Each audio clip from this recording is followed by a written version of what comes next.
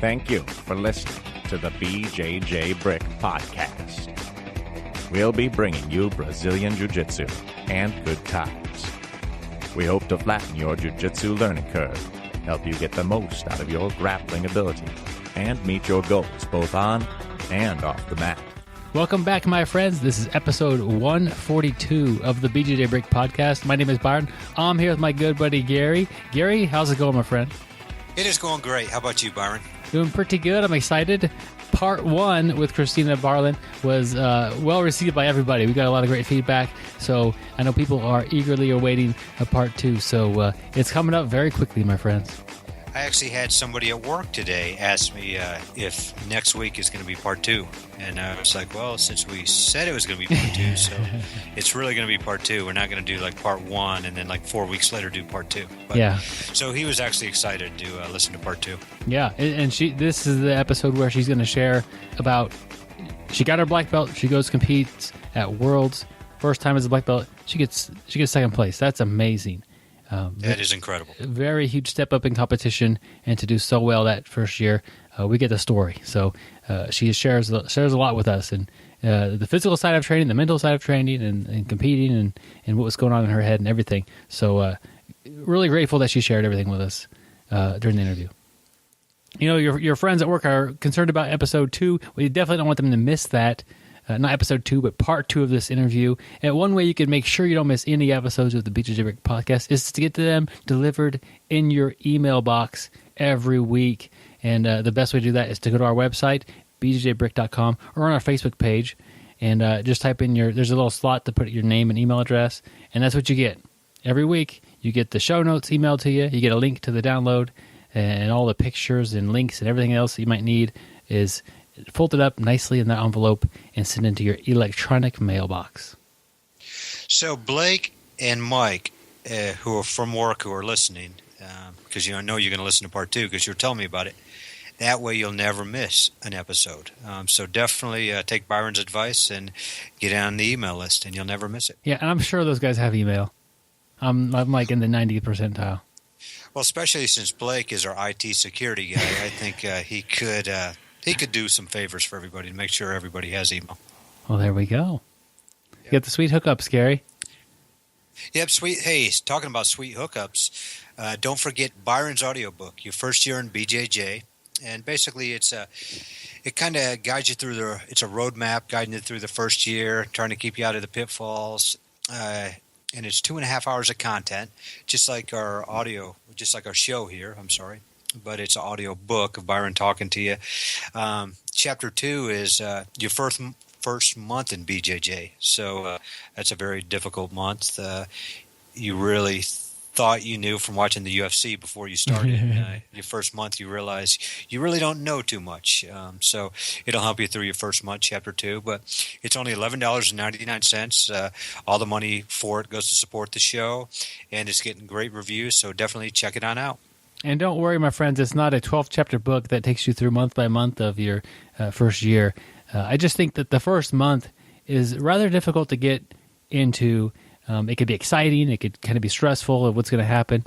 And really just getting you through that first month is a big deal. Also getting through that first year is once you do that, you've found something you're passionate about.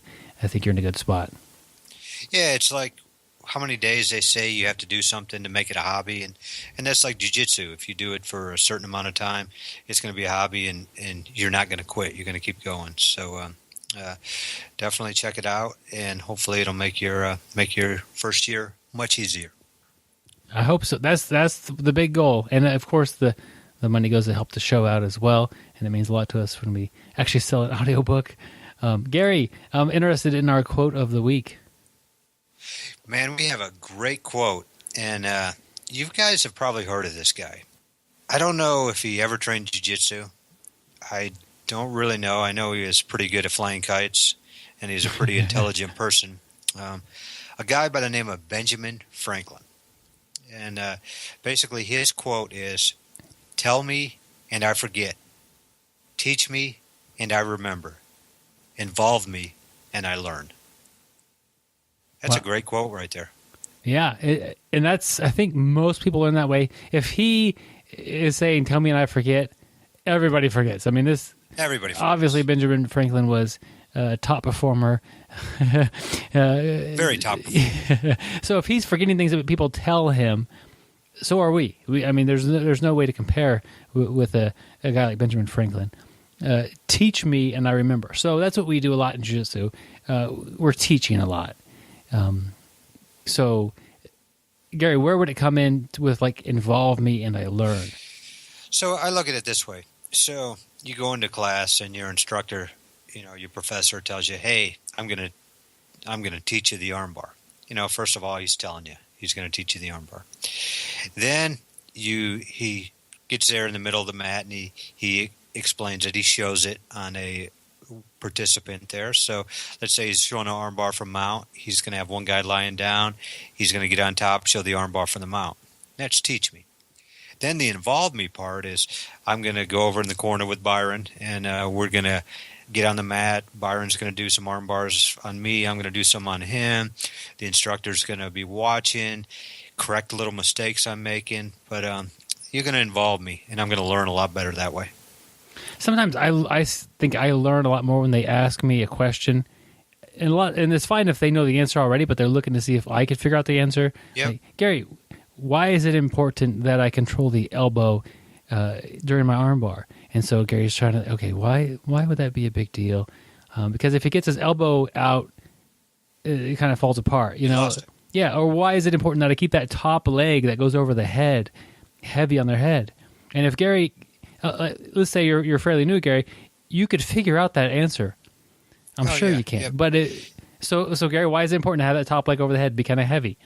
I basically do not want you to sit up. There you but go. If you do sit up, then I'm going to let that leg swoop around your neck, and I'm going to go triangle.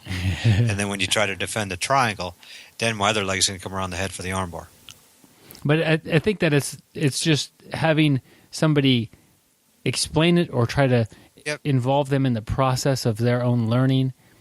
That goes a lot. I also really like it when instructor will like single out a blue belt or pro belt and say, "Hey, he's got a great arm triangle. Let's see what he's doing or what she's doing." Isn't that the coolest thing in the world? Like when you first started, or you haven't been training that long, but let's say like you were really good with the armbar from the guard. That was like your move that you were born with, or something. For some reason, you could throw that arm. You had a great armbar from the guard.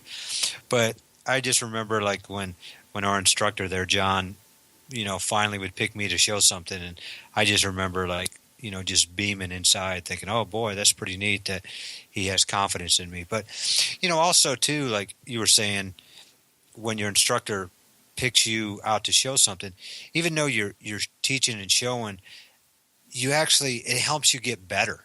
At least it did with me. Whenever I had to show something, it made me a better grappler. I had to break stuff down a little bit more. And it's kind of like what you were saying with your professor or instructor asking you, why do you do this? It just makes you think a little more in depth instead of just doing it. And I guess you could ask yourself that question, but maybe oftentimes you ask yourself, why is it important that my bottom leg is over there? Like you might be asking yourself the wrong question. So that's really a spot for the instructor to involve me in the learning process, and I think that's a sign of a great instructor that will kind of get you. That they don't just show you things, they don't just tell you things, they involve you in the learning. And I think that also requires them to receive feedback about how they're teaching and adjust what they're showing you based on what you're doing. I showed a triangle variation tonight, and I saw some of the people that were doing it close to correct, but they were missing a little detail. And so I obviously didn't stress this enough. And so I had to adjust what I was showing everybody a little bit based on what I had learned and picked up from them. I don't know if that's really what Benjamin Franklin's getting at. I don't know how good his triangle choke was, but he was good about, like I said, flying kites with keys and lightning storms and that sort of thing. Well, actually, I think that is what Benjamin Franklin was talking about, Byron. He's actually listened to us live, because while we were doing that, I just got a tweet from him, and it was hashtag Byron is right on. So he said you're doing pretty good. All right. Well, it's a great time to remind everybody, follow Benjamin Franklin on Twitter there. I don't really know for sure what his Twitter nest is, but we'll put a link to that if it's available. And he's great information all the time. Yeah, could you imagine Benjamin Franklin having a Twitter account? He probably could have invented Twitter, as smart as that guy was. He would have made it. Could happen. Yeah, he'd made it a little bit better. Yeah, yep, he would have made it. I think he would have been good at jiu-jitsu. I mean, as intelligent as he is. Yeah, thinking man's game here, Gary. A lot of times here in jiu-jitsu, we don't think enough. We don't think and tell our wives why we like jiu-jitsu so much, and wife gets mad at us and puts pressure on us because we're training too much. Do we have maybe some advice on that there, Byron, what we could do in that situation? I don't think so, Gary. What's we talk about? Just kidding. Gary is alluding to our article of the week, of course.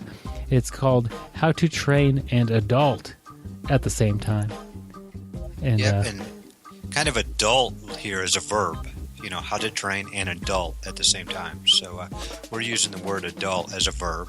And this is actually an article from one of our listeners, friend of the show, Vernon Kirk. So thank you, Vernon. He sent this to us here a couple weeks ago, and I told him I'd get it on. I thought it's an awesome article, and it's kind of one that I haven't really seen any article like this, talking about how to involve the family, how to make it easier for you to train with a real life. Not everybody maybe has a part-time job or is not working and can train twice a week. It's a lot harder if you're working 40 to 60 hours a week, have a family, kids that are going to volleyball or a show, and trying to juggle all that time.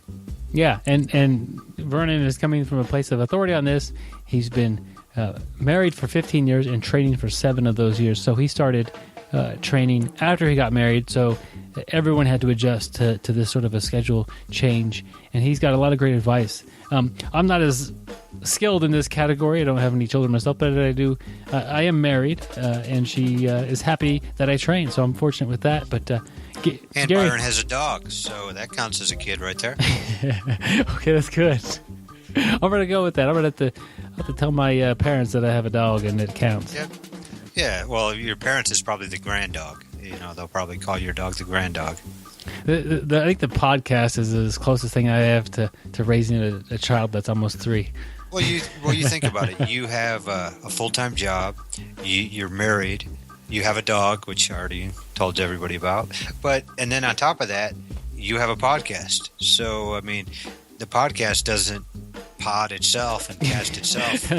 If those are even words, you have to juggle that plus training. Like today, it was kind of a hectic day. I worked from 8 to 5. Byron, were you off today? You were off. I was off, but I was fairly busy today, Gary. He was fairly busy, but we were actually planning on doing it about 5:30 tonight, and Byron wanted to make sure he could train on his day off, and as you heard, he was teaching triangles and kind of leading the class, so he had to be there. And I had a little free time. I just wanted to make sure I got to the Y and did a little cardio and hit some weights. So we had to change everything up. It's never as easy as it looks. That's kind of like what this article is talking about, trying to find time for everything. Yep, just making some adjustments, being flexible, and he's got some key points here, and a lot of it is get them involved with it if you can. If you've got kids who you're able to get interested in jiu-jitsu, that's great. Bring them along. Get them out of the house. Get your spouse, whether it be your husband or your wife. Give them a break. Take the kids to jiu-jitsu. Get them to get all the energy out and bring them home exhausted. I'm reminded of my grandmother would always send my dad. He was super ornery as a little kid to work with her husband and get him out of the house just because he was done with him. She couldn't handle his orneriness. So take the kids, get them out of the house, get them on the mat, get them doing jiu-jitsu. That's a good alternative. And the other good point about that too is you take the kids with you. If the wife doesn't come, it gives your wife a break. She can catch up on whatever show she wants to do, or go to the Y, go do some, working out, go take a walk. So a lot of times it's less hectic for her too, and get a little break from the kids every now and then. So good there. His first point I thought was great. Communication. It's something we overlook, especially us males. Our wives and girlfriends will tell you that. But, what I like what Vernon says, a lot of us always hear, I'm not a mind reader. How am I supposed to know? And when I was reading that does make a good point.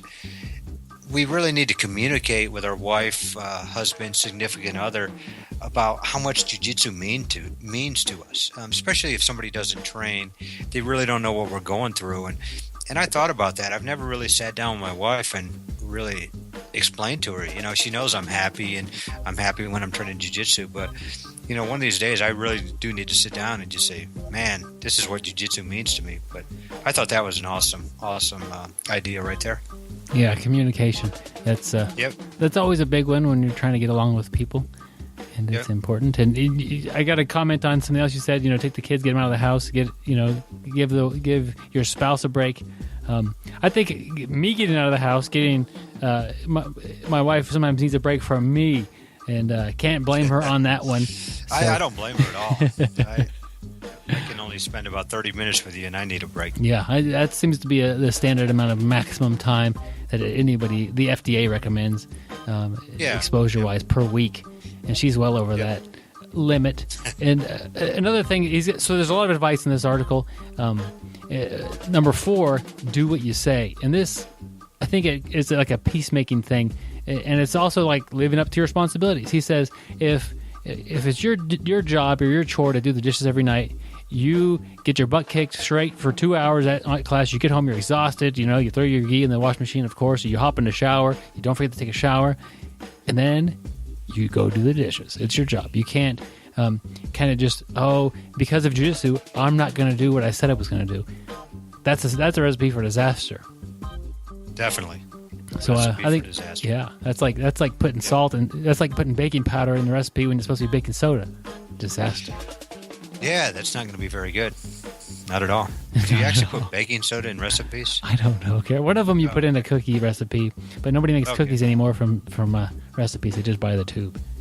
Oh, I didn't know we did anything else besides buy the tube. Another good one, make sacrifices. And basically what he's saying is, if your daughter has a dance recital, you're not going to class. Your family, your daughter comes first. You have to miss that day. You have a wedding, anniversary, birthdays, you miss that day. Unless it's your birthday. Like I tell my wife when it's my birthday, I want to train. And that's important for me. So, and then afterwards we can eat some cake. But, and then he also talks about big tournaments coming up. Let's say you're trying to cut weight, you're trying to eat healthy.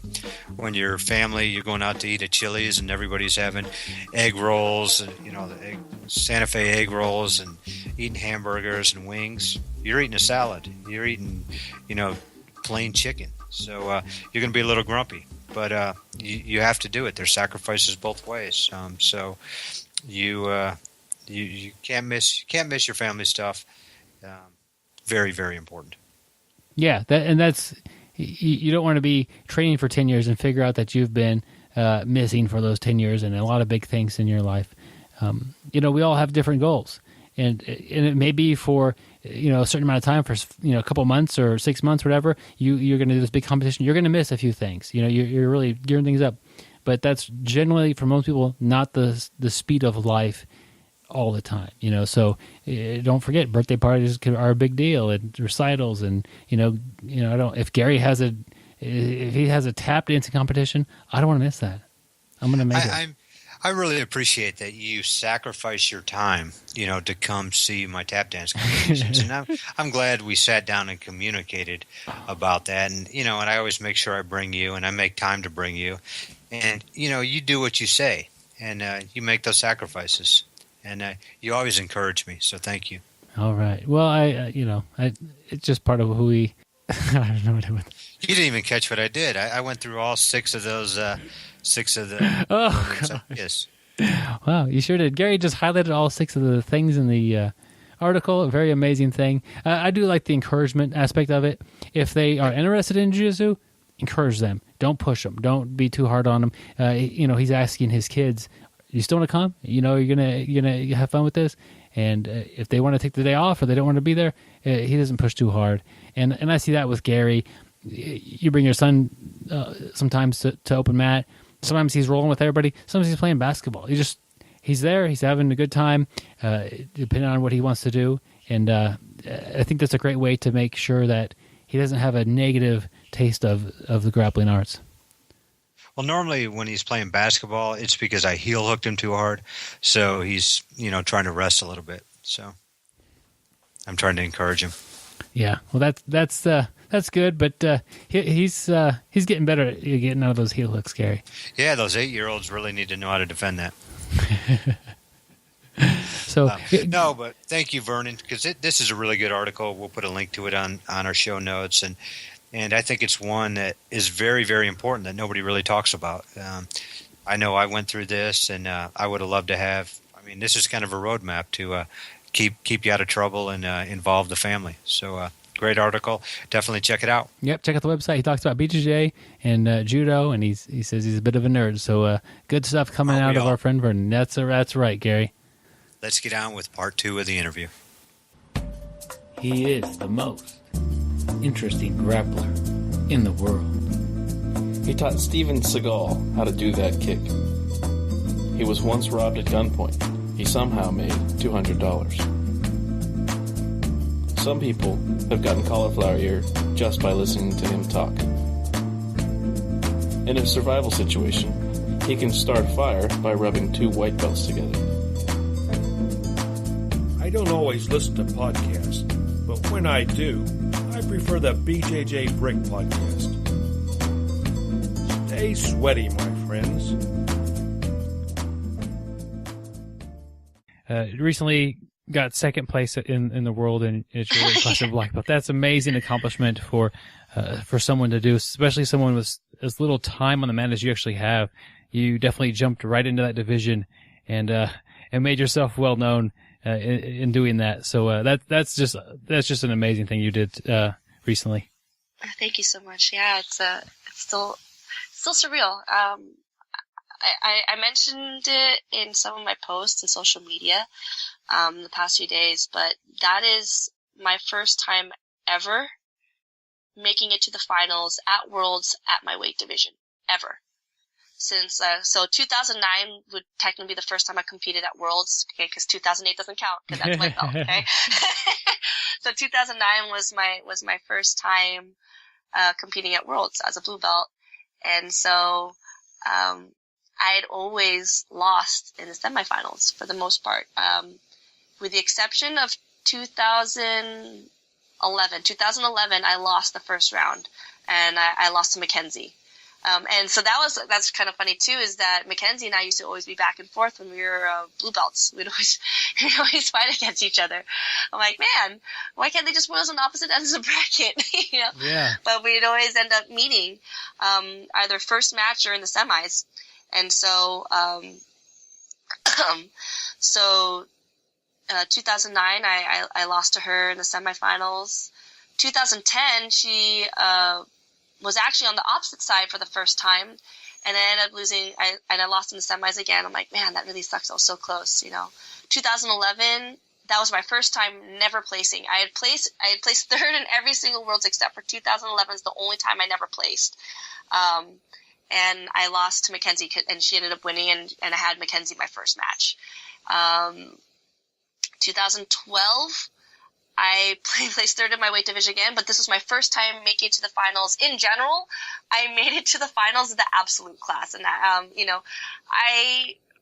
so competing at 118 at the light featherweight division, this is relevantly new. I started competing at light feather in 2014 officially.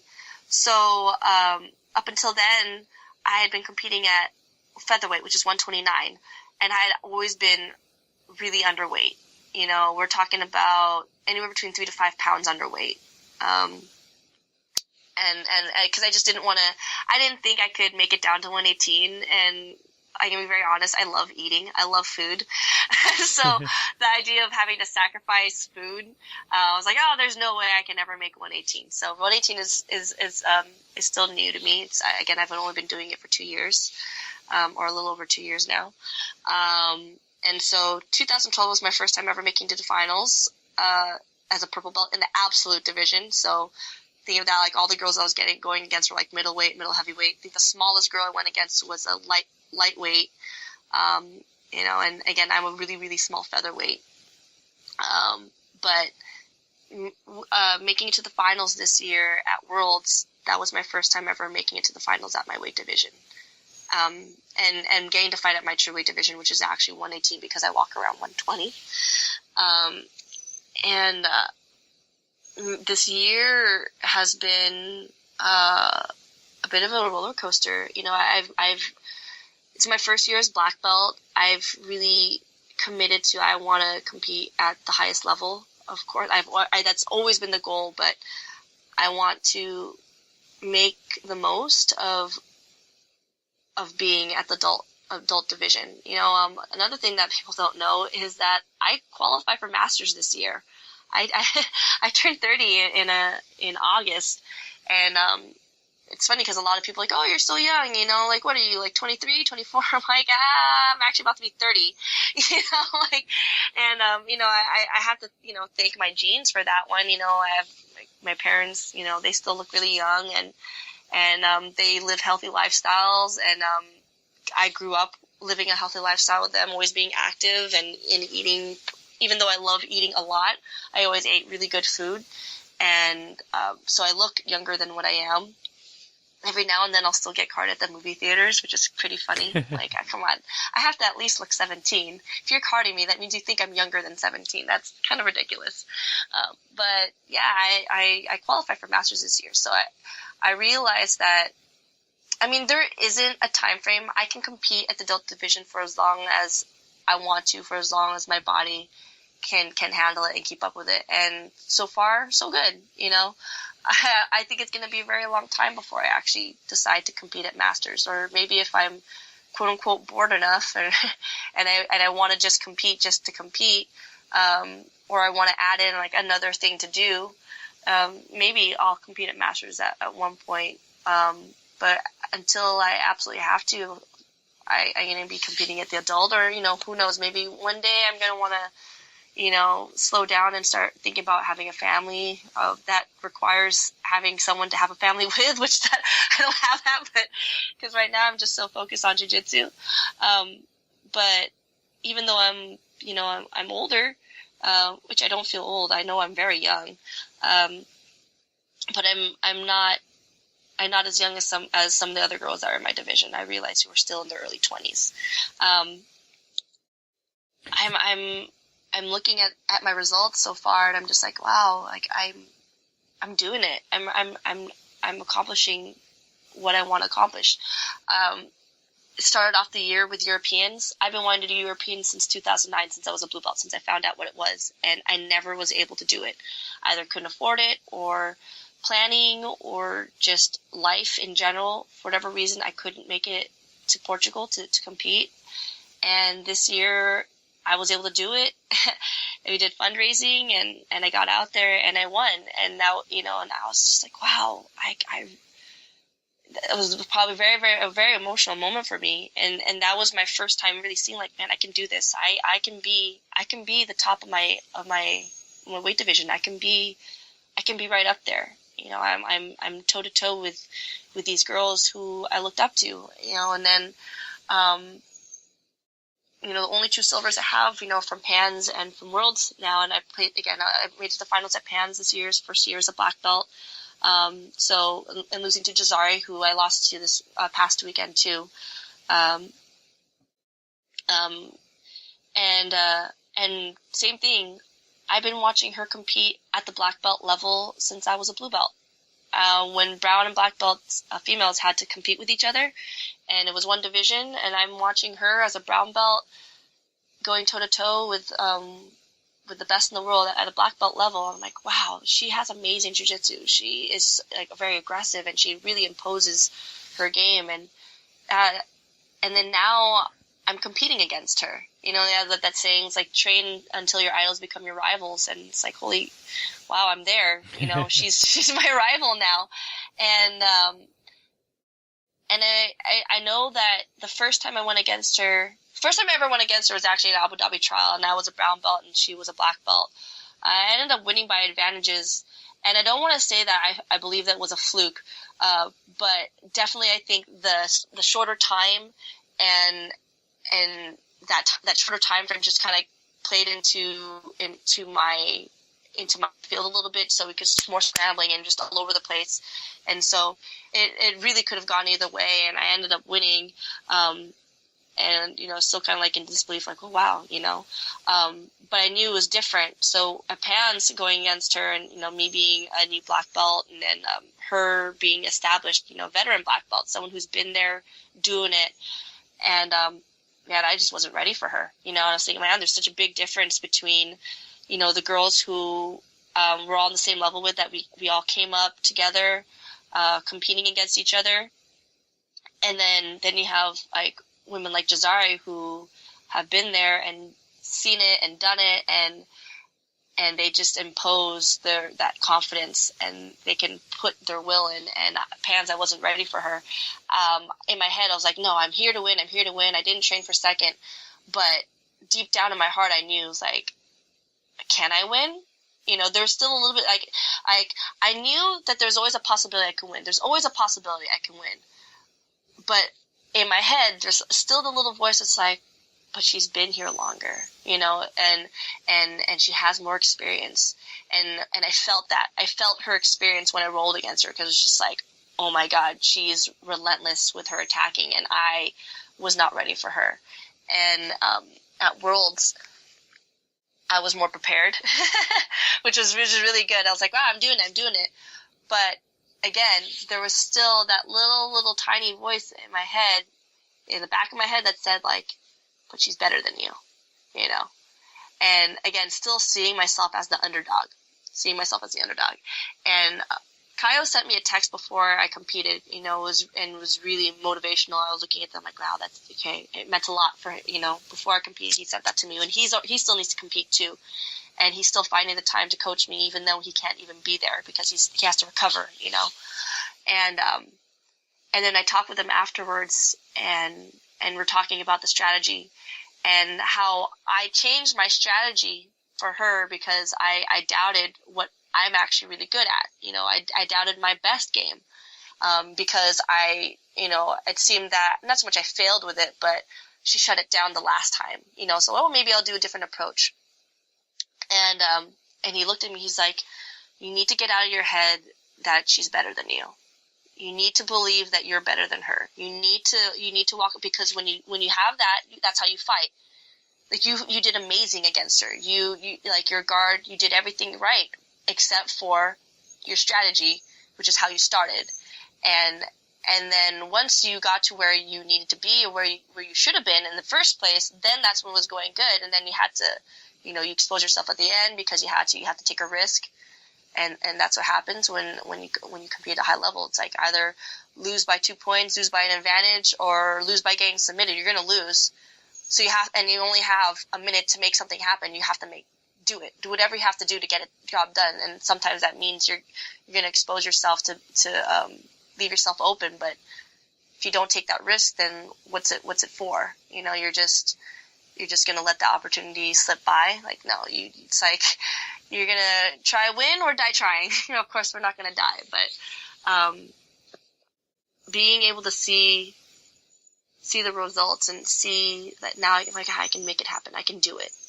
It changes a lot of things. And, I'm glad that I went through all that heartache before to be able to see that now and have it not be devastating. Like, yeah, do I want to win? Do I want to win? Yes. Do I wish that I did things a little differently? Sure.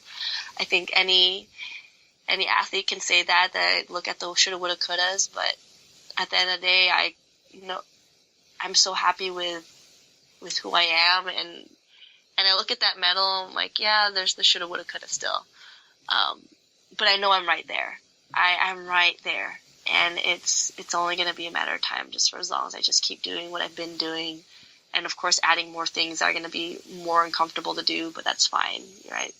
Winners or the champions do what other people don't want to do. They do always do the uncomfortable, or like success is always going to be outside of your comfort zone. All those things, and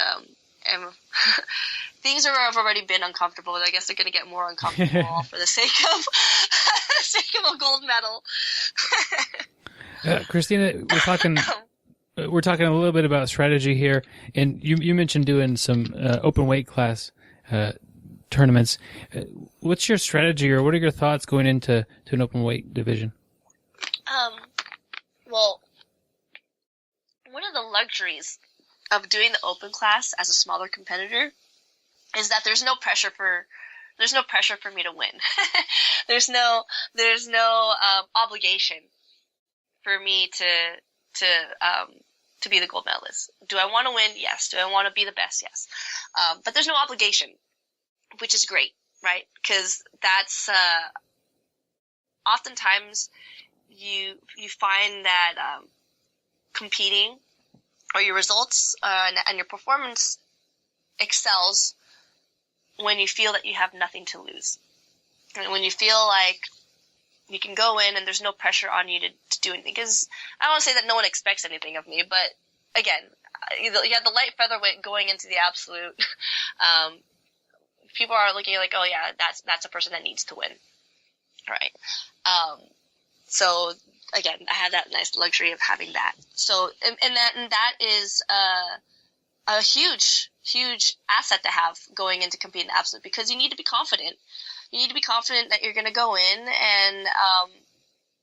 and be able to impose your will before they do. And the big thing for me when I go to do the absolute is that's the fun for me.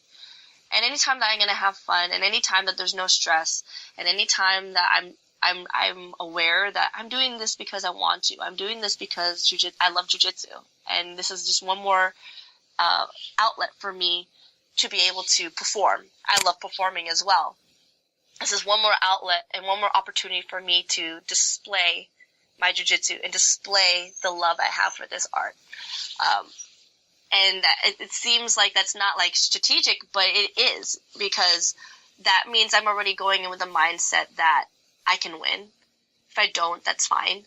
But having that, again, just not having the pressure to perform a certain way, I can just be, is a huge asset. Going in with opponents who are going to be bigger than me, I don't necessarily have to change much. You just have to be conscientious of what it is that you're doing. Of course, I'm not going to be blitzing in. It's still going to be a 10-minute match no matter what. And I'm going to be doing a 10-minute match against, middleweight, a middle heavy, a heavyweight, lightweight, or even I can go someone against the same weight as me, or maybe just one weight division, or someone smaller than me. Now that there's rooster weights, I can go against someone smaller than me, which doesn't happen very often in tournaments. I think I've only since I've competed in doing absolutes, and I guess I could count white belt, because at white belt, there was only one tournament, which was the 2008 International Novice, where I actually went against girls who were the same weight as me. Everybody else was like, Caio likes to joke that's like, since you're a white belt, I was already preparing you for the absolute. Because all I fought were girls who were, 20 pounds bigger than me, or they were different belt, like they were all like, different belts, like they outranked me, or I was fighting guys.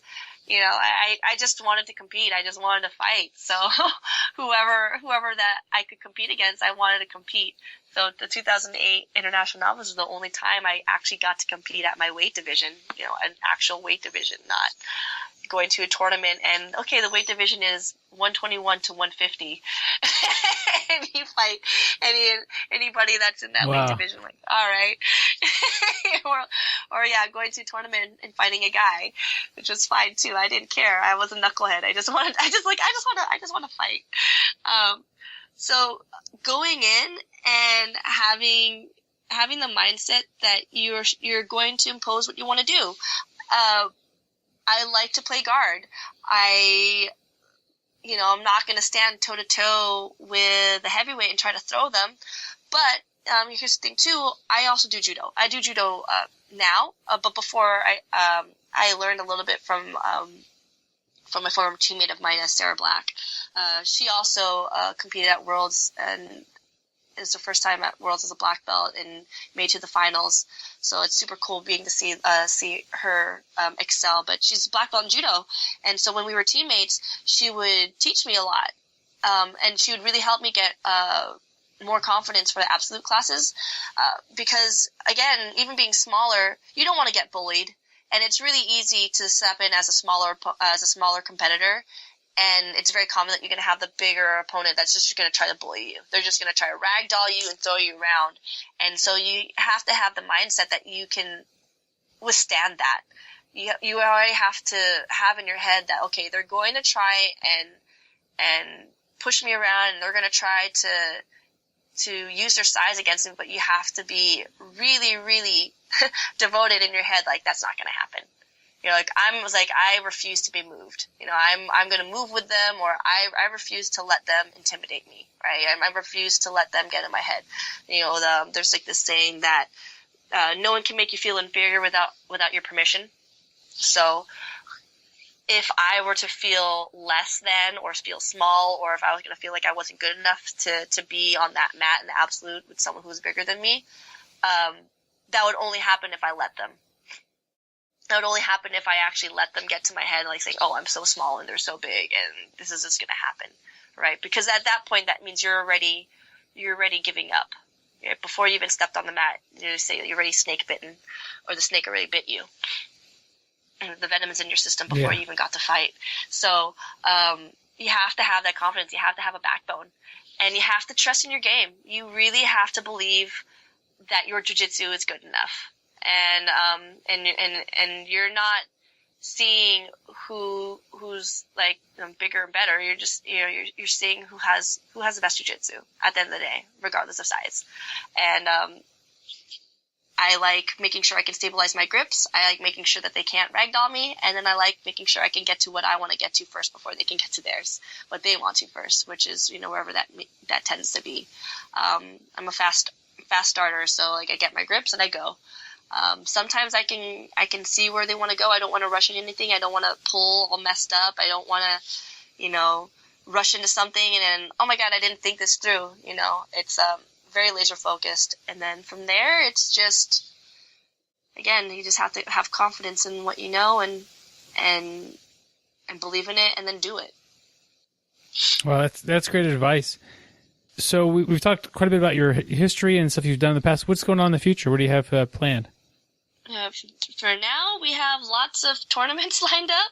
We have American Nationals, which is going to be coming up in July, in the beginning of July. Then I have Fight to Win Pro, which is going to be at the end of July against Maxine Thailand. Really, really game competitive. We've been back and forth with each other since purple belt. So that's really cool. I haven't fought her since brown belt. I think last time I fought was like no-gi as a brown belt. So it's going to be really interesting fight. I think stylistically and again, it's going to be pretty much like fighting her for the first time because I haven't fought her in so long. And we've always had really, really good matches. I believe that losing to her when I was a purple belt really helped me develop into who I am now. So it's one of those, it's like, yeah, we had some really, really good fights. We've always been back and forth, like I beat her and she beats me and I beat her and she beat, it's, and that kind of rivalry is so important to have, if it wasn't for losing to her, I wouldn't get better. And I'm pretty sure it's the same for her. Anyone can say that with any of their opponents that they're always back and forth with. We're always going to learn more from our losses than from our wins. And every single time that we go against each other, it's like, okay, now I can try out this new thing that I learned from the last time I fought you. And then it's like, okay, now I have to learn something new. Now I have to change something. Always evolving to who we're fighting and always evolving to who's at the top of the pack. So I'm really, really excited for that, especially since it's going to be here in the Bay Area, in San Francisco area, and getting to fight at home, which I'm always traveling. And it's, I always have my relatives say, oh, when can we watch you fight? When is there going to be a local one? And I'm always disappointing them and saying like, oh, like the only times I get to compete are when I'm out of town because the local tournaments are small and usually don't have anybody to fight against, And so I'm really excited for that. And then after that, I'm going to do the Asian Open, or the Asian Championships, which is another tournament. So there were 2 tournaments that I had decided for 2016 that I was going to do as a black belt, because I've been wanting to do them since 2009 as a blue belt. And that was a European, so I already did that. And now I want to do the Asian Championship, and that's going to be in Japan in September. So it's still a while out, but I already bought my plane ticket, so I'm super excited. And now I'm just waiting for them to open up the registration so I can sign up and start planning everything else. But I already bought my ticket, so that's going to happen. And I can go ahead and check that off. Well, once I do it, then I can check that off my jiu-jitsu bucket list. And then towards the end of the year, we're going to be looking at like the no-gi season. So no-gi, possibly no-gi pans, definitely no-gi worlds. And then we'll see if there's going to be any other tournaments that pop up in between. I love competing. And so, the first half of the year, I wouldn't say it was slow, but the first half of the year there was only 3 tournaments really, pans, or 4 tournaments, I guess, worlds, pans. I did the San Jose International Open and European, so 4 tournaments. So trying to fill the last part of the year as much as I can, to get as much mat time and get out there as much as I can, and again, really establish myself as a black belt in my weight division. Again, everyone would hear that and say, like, you already established yourself. You won Europeans, you placed second at Pans and at Worlds. Like, you're established. But again, in my head, I still think I'm the underdog, and I still think that's like, no, there's still more. There's still more I can do. Like, I'm not established yet. I can't relax. Like the moment that I realize that, or I think to myself, like, oh, I made it. I'm done. Then that's when I'll get lazy and I'll get complacent. So I always have to keep the fire underneath my butt. So I just keep grinding. I always just think like, oh, I need to establish myself. I'm not established yet. I'm not established yet. And keep working towards that. And so I just don't lose, I don't lose the motivation, and I don't lose sight of what it is that I'm doing. Again, I don't want to be comfortable. Just stay uncomfortable, and even when I can't accomplish what I want to accomplish, just get more uncomfortable. It sounds like an attitude that's gotten you this far, and it's going to continue to take you a little bit further. Is basically all you can go. If you go any further than where you've already been, that's gold medal at Black Belt World. So all you got to do is go a little bit further with that attitude, and I like how you keep the fire and the passion going. Do you have any advice for maybe somebody doing the first tournament, and maybe like, let's say you had a student that was going to go compete pretty soon here. What would you give them for advice for their first match, or their first tournament? Their very first match. So I always reference my very first match whenever I talk to any of my white belt students or my teammates, anyone who's competing for the first time, or, just really nervous about competing. I always reference my very first match ever in jiu-jitsu. So again, 2008 International Novice. You step on the mat, and I'm feeling at home. Again, I'm really lucky that I grew up with the performing arts. So the idea of performing at that time was easy for me. Like, having the crowd and all that was fine. I was completely comfortable with that. Now, what was really important and my biggest takeaway from my very first match. So we slap hands, and I didn't know any takedowns. I knew how to jump guard. I knew how to do a flying armbar and a flying triangle. And I think the closest thing I had to a takedown was both hands on the collar and then try to snap them down. That was it. I didn't have anything else. So the first thing I did was I go for a flying armbar. And I felt her tap, so I let go, but the referee didn't see it, so she kept going.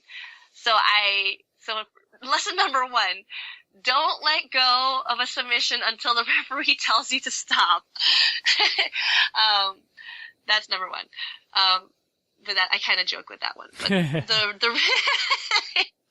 it is really important, though. Don't let go until the referee tells you to stop. But the number 1 thing that I tell people is remember to breathe.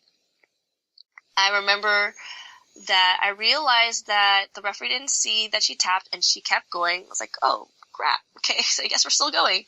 So I had to recover a little bit.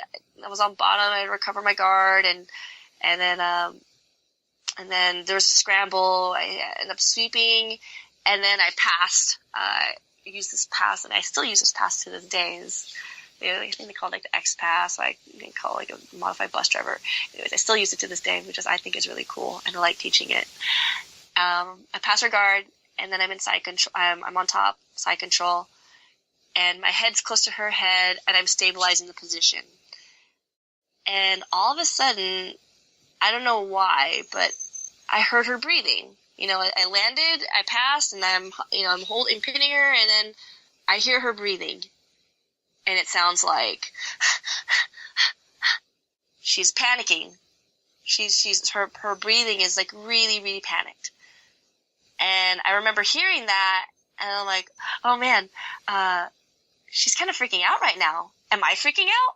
And then all of a sudden I was aware of my breathing, and at that moment I was like, oh, I'm breathing fine. I'm breathing normally, actually. And then that's when I had like my confidence shot through the roof. Because I knew that I was I realized that I was in control, and I realized my breathing was calm, in comparison to her breathing, which was panicked, which was, you could tell that she's like, she didn't know what to do, or she's like, oh, I'm in side control, she passed my guard, like she was freaking out, and totally understandable, that like there's so much adrenaline going on, but that moment where I realized the contrast of our state of minds and the contrast in our breathing patterns was the moment that I knew that I won. It was a moment that I knew that I could do it.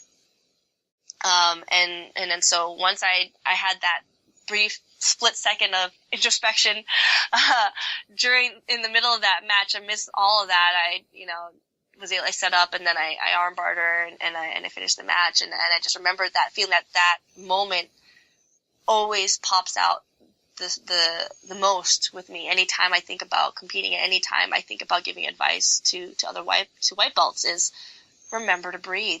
Remember your breathing. Anytime that you feel like you're lost, or anytime that you feel like you're afraid, you just got to remember to breathe. If you feel like there's a scramble and you don't know what's going on, it's like, just breathe. Just breathe. When you finally get to a position that you like, breathe. That you don't have, like, especially when you're in a dominant position, you don't have to stay so tense. Take that second or two to assess everything and realize you're okay and you can do it. The only person that's going to get in the way of that is you at the end of the day.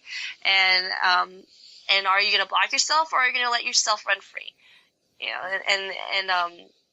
It seems like a long conversation that you have with yourself, but really the conversation happens within like a blink of an eye in the middle of a match. Everyone likes to say, go have fun. It's all about having fun. Yeah, you can have fun, but remember why you're there. Win or lose, you want to be able to be proud of what you did. And it's very, very easy to be very critical. But be easy on yourself. You are going to be harder on yourself than anybody else is. And, when you're out there, you don't have to think about, did I train enough? Did I drill enough? Did I do everything? Did I do enough strength and conditioning? All that doesn't matter. It's already in the past. It's already done. Whatever you did up to that point, it's already done, and there's nothing you can do about it now. So you have to be satisfied with who you are at that moment, at that time, and accept that is who you are when you're going to step onto that mat. Because all the shoulda, woulda, couldas, there's not going to help you. It's just going to be a distraction. And final thing that I always tell people to do is accept the nervousness. Feel every bit of the nervousness you're feeling. Don't try to push it away. Don't try to forget about it. Don't try to distract yourself from it. Accept it. Welcome it. Because that means you realize how important it is. You realize that, hey, I invested X amount of time on the mat. I dieted. I gave up this to make, I gave up X, Y, and Z to make this happen. You know, don't push away that nervousness. Don't act like it isn't there, because then that's denying the importance and the gravity of the event that's happening. You know, it's denying that's a part of you. I'm always nervous when I'm in the bullpen and when I am mat side and I'm waiting to step onto the mat. I always have nerves. It's always there. It doesn't go away. I don't push it away. I don't say, oh God, just stop being nervous. Stop being nervous. I just accept it. It's a good feeling to have. It's I don't say one of the best feelings to have, but it makes me feel so alive, and it reminds me so much of this is the reason why I do this. Is because I love this feeling. I love being on that mat. And the moment that you start to love your nervousness and you love. I won't say you love the fear, but you just love the excitement of you don't know what's going to happen. Anything could happen, right? You could win, you could lose, you could submit someone, or you could be the one being submitted, or it could be a really close match. You don't know what's going to happen, and you need to embrace that, because that's the ultimate adventure. Every single time I step on the mat, it's like I think it's like, man, this is the adventure. This is what I want to do. This is the new journey. This is the next step, and that nervousness and that sometimes being scared, that's all part of it, and it's the most beautiful part about this sport. Because you can take that and you mold it into the opportunities that you're going to have. So remember to breathe, learn to love your nervousness, and make sure that you don't let go of the submission until the referee says stop. On that, you're not cranking on the person's arm until it breaks, but you're just stabilizing the position. Yeah, just hold it That's there, funny. and until the referee says paro, you don't let go. I like or how unless the person fell asleep, in which case you yell at the referee like, "Hey, they're asleep," and then they have them check. But of course, be a good sport. Yeah. Like the humbleness is the best thing you can have. That saying that. When you're good, you tell everybody. When you're great, everybody tells you. Yeah. I like how you're embracing the feeling of being nervous and just accepting it for being part of life. And you said you feel alive with it. And it seems like there are some people that go through life and they just try to turn down the volume on all the things that they're feeling in their life. Maybe, somebody died in their life, and they, instead of feeling sad for that, they go distract themselves for as much time as they can, to where they're not feeling anything during the time where they're playing video games or doing something. It's okay to feel things. It's okay to feel nervous. It's same thing with happy. Some people, it's like something great's happening in life. Be happy, be excited and feel that for what it is. These are parts of our lives that are important. And if being nervous is something that your body is feeling and is telling you, I like that. Accept it. It's a feeling that you're really alive at that time. It's a time when the volume of your emotions and everything is just cranked up. It's as high as it can be. You just accept that and feel it. Yeah. The moment that you start rejecting what it is that you're feeling, and it means you're rejecting yourself, and that's when you're gonna. That's the snowball effect of the anxiety and the pressure, and then everything else starts coming in, and it's so overwhelming. And so a lot of times it's like you just have to let it run through your system. You have to allow yourself to feel these things. This is the biggest part about mental training. This is the biggest part about why I find success where I find success, is because I am completely aware of the fact that I can lose. I am completely aware of the fact that it's going to be heartbreaking if I lose. But I'm also aware of the fact too that it's going to feel amazing winning as well too. You have to take everything together. You have to there are times when I'm training and I'm like, this sucks so bad. I don't want to run. I don't want to diet. I don't want to suffer, but I love it. I accept every bit of suffering. They say a person's success can be measured by the amount of uncomfortable conversations they can have in a day, and that can also relate to your success is going to be directly correlated to how many uncomfortable situations you can put yourself through in one day, right? The more uncomfortable you are, the more likely that you're going to find success, because you're finding your ways to adapt to these things, and you're finding your way to, again, not just push it to the side and act like it's not there, but really take it in. Because it's when you feel like you're at your lowest, and it's when you realize that, man, like, you are struggling, and that is absolutely fine. That is absolutely fine. Because when you struggle, that's when the success comes in. If everything is easy, then the worth is gone. It shouldn't say, like, you can win with ease. There are times, like, you train hard, right, so that you fight easy. So every single bit of training that, like, there are times where I'm training and I get so anxious and my anxiety's through the roof and I feel like I want to cry, and it's like, okay, that's okay. It's okay that I feel this way. It's okay. It's absolutely fine. Get through the training, but feel this now so you won't feel it later. Feel like the crushing, the literal crushing, because I'm always the smallest person in training. Get smashed, get crushed in training. If your training partners aren't beating you up, and if you're not feeling like you got hit by a train at the end of the day, you're not training right. Training shouldn't be easy. It's meant to be hard, and it's meant to define you so that you're prepared for when you're at the tournament. And you have to accept all of that. Like you said, when you're sad, accept being sad. Feel sad. Allow yourself to feel. It doesn't have to be sunshine, butterflies, and rainbows all the time, because that means that you're denying another half of yourself. You could be the most positive person in the world and bright, sunshiny person, and you can still have a rainy day, and that's fine. You don't have to shine for everybody.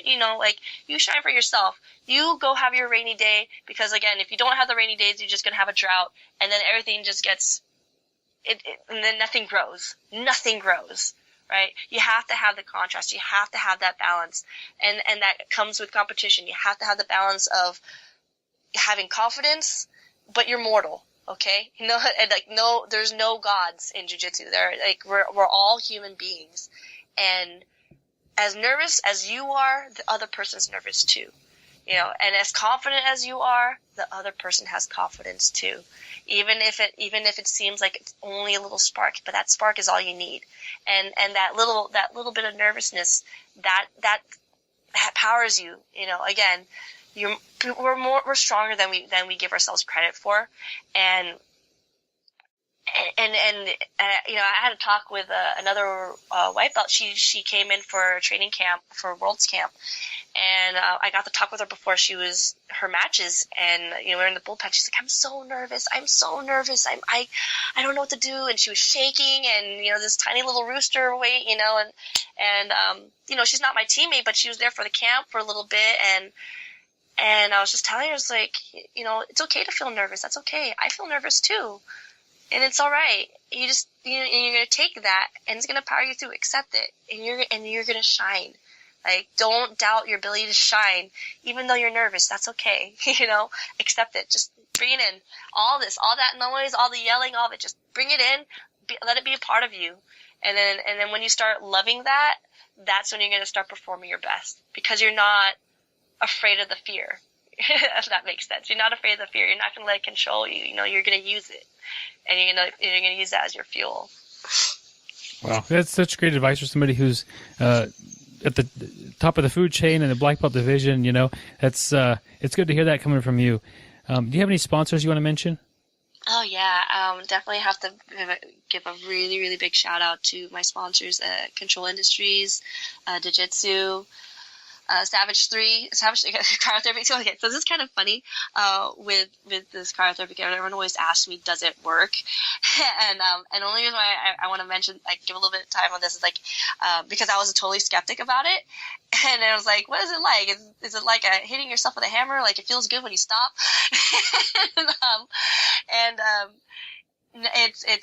It's a great new tool that I really started to enjoy. So, if you have access to it, and in my area, it's Savage 3 Cryotherapy, but in general, cryotherapy is really, really good. But big shout out to them, because if it wasn't for them, I wouldn't have been able to get out to Worlds. Same thing with Digitsu and Ctrl Industries. I've been with Ctrl since 2011, 2012, pretty much since the company started, and I've been with them ever since. And I'm so thankful for their support. Digitsu, who does they do online videos and training, and it's a relatively new sponsor. I've only been with them for maybe 2 years now, but they have been so supportive, and I would not be able to make it to these tournaments if it wasn't for their support and their help and their belief in me. And my other sponsors, Digitsu, Leo Optics, Herzog Good Therapy, all these sponsors I'm so thankful for, that they see something in me, and it's more than just being really good at jiu-jitsu, but I believe that they see me as a person, and they promote me as a person, not just an athlete. And that's what I want to show to the world, I guess. That's cool, I got all these medals, but at the end of the day, I'm glad that I have people support me, because they see the potential of positivity, the light that you can let out. And again, gold medals are cool, but having people who believe in you, just for being a good person, that's even better. And so thank you to them. Cool. And I'll put sorry. Go ahead. Sorry, go ahead. I was just, I was just give a shout out to my Professor Caio Terra, for just, if it wasn't for him, I wouldn't be in love with jiu-jitsu the way I am, and all my Caio Terra affiliates, or my teammates and all the affiliates that are around the world. We're doing big things. Our team is small, but I'm so glad that I'm part of it, and there's nobody else I would rather represent, and I'm so happy to be part of this team, and I really look forward to representing even more and seeing what we can do together. Wow, that's great. It sounds like you have a great team and support there with you. I'll put links to everything on the show notes. How could somebody keep up with you and watch you as you do these tournaments this year and see what training you're doing? Is there a good way to do that? Best way to keep track of me, I'm really up on social media. I think the only thing I don't really do is Twitter, but you can find me on Instagram and on Snapchat at KB Jiu-Jitsu. I do have a Twitter account. I'm not as active on it. I guess I should start being on that, but I'm also at KB Jiu-Jitsu, and you can also follow me on Facebook with my athletes page or my personal page, either one. I post a lot of stuff there. I'm a nerd, so there's a lot of jiu-jitsu stuff, but there's a lot of other nerdy stuff too. So, I am a person. I don't just train all the time, which actually I kind of do. I'm at the gym 6 to 7 days a week, pretty much. But you can get to see the other aspects of my life and all the other things I do too, which I just love being active and passing on the light. It seems like on your Facebook, you're always posting the different workouts you're doing off the mat, and sometimes I man, that's crazy what you're doing. So I definitely urge people to go by there and like that page and keep up with you there. It's pretty easy, and it's fun to watch you work. Oh, thank you so much. Well, I've had a good time talking with you, Kristina. Thanks for being on the show with us. Thank you, Byron, for having me. I want to give another thank you to Kristina for the interview. I told her midway through, this is great. We're going long. I hope you're okay with this on your schedule. She says yes. I said, well, let's keep going. You don't want to slow her down when she's sharing so much as she did. So a big thank you for that, and I'm sure everybody enjoyed hearing from Kristina Barlaan this week, and as well as last week. If you missed last week, go back and listen to it. What are you, crazy? Yeah. What are you, crazy? You missed an episode? How dare you? But it was great talking with her and getting to know her and listen to her story. So a lot to relate to, and then also stuff I can't relate to at all. I'm not that top level competitor. That's okay, but it's nice to hear that and see what's going on when somebody reaches that high in the competitive world. Yeah, it's somebody. I'm still just impressed by getting your black belt, going out for the first tournament at the Worlds, and getting a silver. So that's just incredible. Just shows you how incredibly talented she is. That's right, Gary. And you'll find her links to her social media and all that sort of stuff on the show notes. And I urge you to go by there and like her Facebook and follow her on Twitter and Instagram and everything else.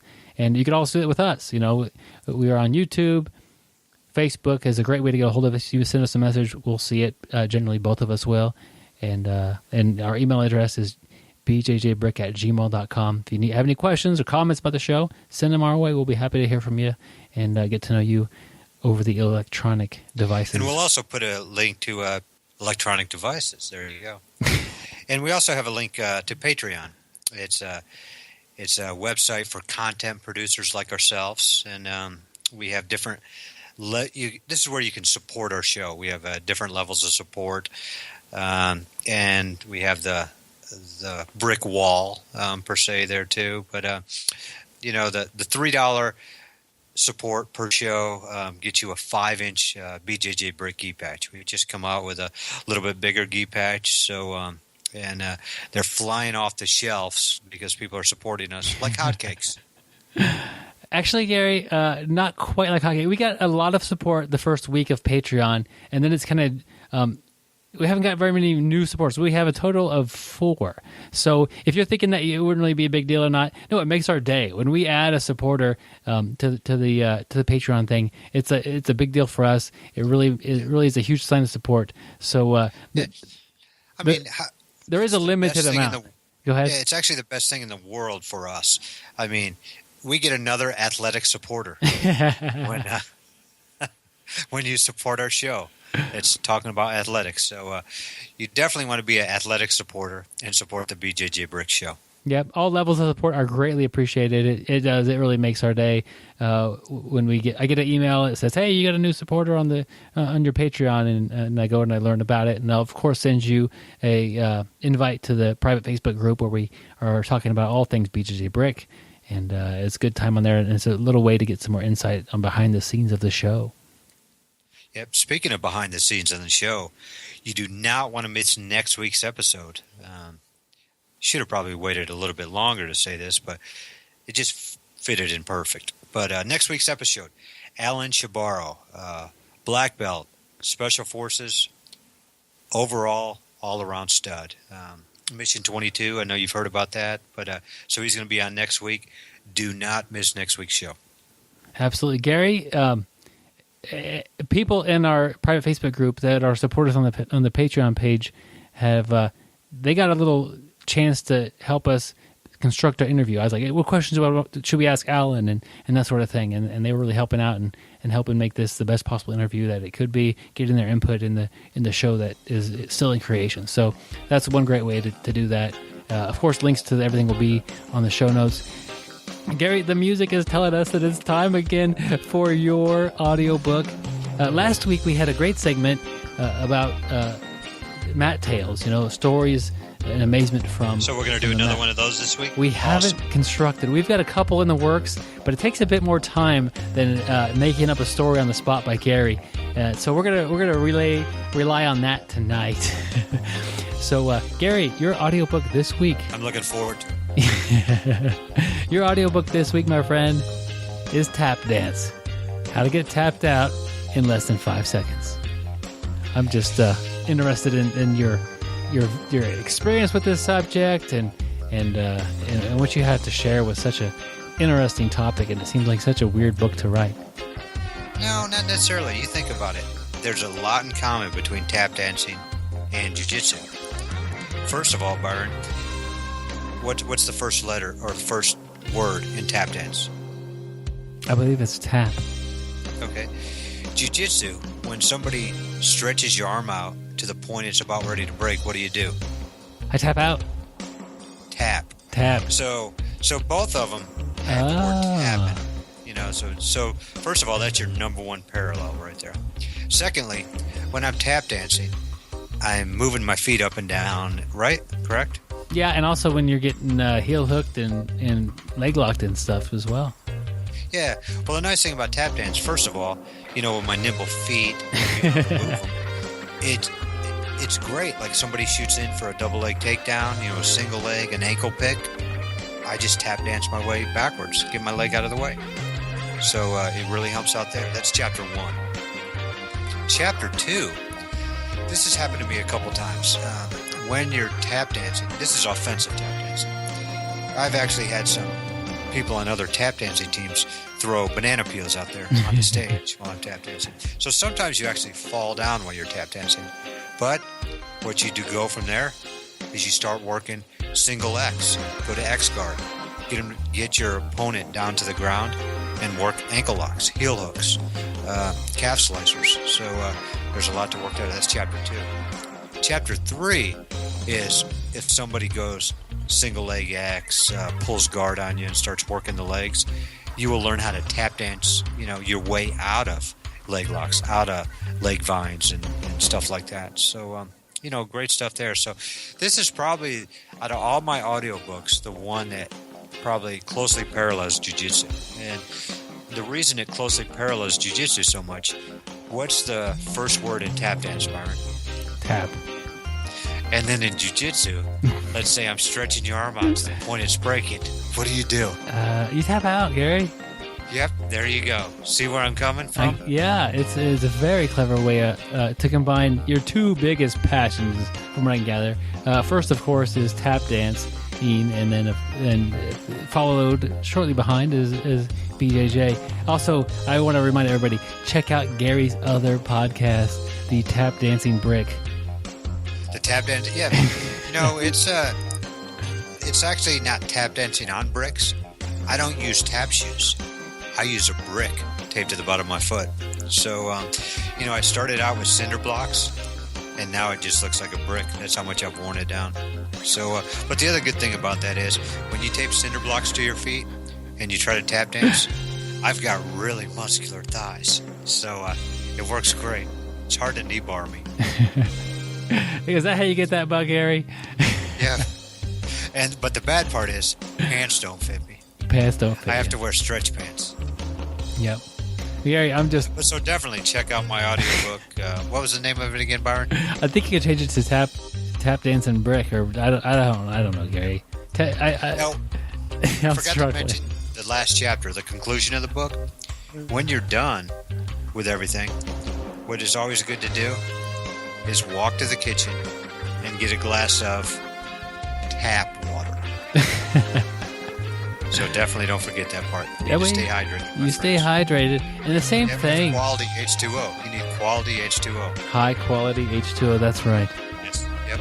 Gary, this is a fascinating book, and you're blending a lot of stuff together on this one. It's a huge demographic and a huge market that people who both have that passion for tap dancing and jiu-jitsu. It's going to really very huge market. Yep. Send. And I think it's get this, Byron, an untapped. Gary, you're okay. You have taken it to a new level. You have reached Benjamin Franklin level. I'm impressed. Now I'm going to have to get a Twitter account. I'm printing out an award. To start that Twitter account, I'm just going to have to tap into the internet. I'm going to print out a reward and send it your way, my friend. You've truly earned it. This has been an amazing experience. I've been such a lucky person to interact with you during this tappy experience. I think I might have to get a bowl of tapioca pudding and relax a little bit and just take it all in. I got to edit this thing still, and I'll get to enjoy it a little bit more before anybody else hears it, but that's okay. And soon everyone will hear your best 5 minutes of audio ever. Yep. And we're right here in Wichita, Kansas, not Topeka. That's true. And get another one in. And if you want to come train with us and you happen to be in the Wichita area, do not that. Topeka. That is our capital of our state. So definitely, if you're coming through Wichita, give us a holler. We'd love to train or do tap dancing. Yep. Call. And even if you can't support us on Patreon and you haven't got the book and you're not interested in it, that's fine. It's not a big deal. But you could still help us out. The best way you can help us out is tell a friend about the show. The odds are you have a friend that likes jiu-jitsu or tap dancing, one of the two. Tell them about the podcast. It really helps spread the word. That's been one of the greatest things that people could do for us, and it has been a lot of help in the last few months. So definitely share us with some friends. Social's fine, but really it's best to say it, when you're on the mat. Hey, check out this podcast. I listened to, this interview and it was a lot of good. These guys are kind of silly, but whatever. Enjoy the show. I recommend you check it out. And that's just been a great honor to get people to do that. like Byron said, share it when you're on the mat. I like to use it right when somebody's getting ready to tap me. I say, hold, stop for a second. Hey, have you checked out the BJJ Brick podcast? And it saves me from getting tapped. There you go. You got all kinds of tricks up your sleeve, Gary. Yep, definitely. I still remember the first time you pointed at a spider behind me and then bun rushed me. That was impressive. I've actually done that. That's Byron's not making that up. I have a habit of, pointing and saying, hey, look over there. And while they look over there, attack. Brilliant. Yep. So the art of distraction is a key thing in Jiu-Jitsu, and you just taken it to another level, Gary. Yep, the art of distraction. All right. Well, it's been a very fun show. Really an honor to have Kristina on the show. We're looking forward to next week with Ellen Shabaro. Gary, as always, stay sweaty, my friend. And don't forget to shower. And when you're showering, please use clean tap water. Thank you for listening. I hope you find the time today to roll. After all, the best way to get better at Brazilian Jiu-Jitsu is to do Brazilian Jiu-Jitsu.